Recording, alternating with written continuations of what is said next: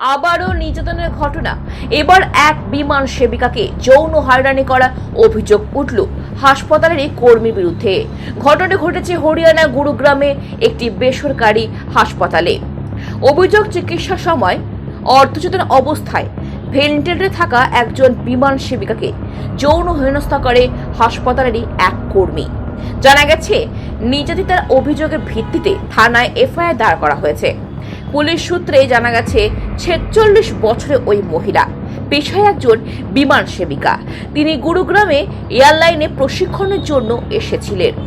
আর সেই সময় হোটেলেরই সুইমিং পুলে ডুবে গিয়ে অচেতন হয়ে পড়ে। সঙ্গে সঙ্গে তাকে নিকটবর্তী বেসরকারি হাসপাতালে ভর্তি করা হয়। গত 6 এপ্রিল তাকে সেখান থেকে সদর অঞ্চলে এক হাসপাতালে স্থানান্তরিত করা হয়। পরে তাকে ভেন্টিলেটরে দেওয়া হয়। অভিযোগ, তখনই হাসপাতালের কোনো এক কর্মী তাকে যৌন হেনস্থা করে। এরপর 13 এপ্রিল হাসপাতাল থেকে ছাড়া পেতে নিজের স্বামীকে এই ঘটনার বিষয় জানান ওই বিমান সেবিকা। এরপর ফোন করে পুলিশকে এই বিষয়ে অভিযোগ জানান বিমান সেবিকার স্বামী। এরপরই পুলিশ অভিযোগ দায়ের করে তদন্ত শুরু করেছে। ব্যুরো রিপোর্ট, খবর বাংলা।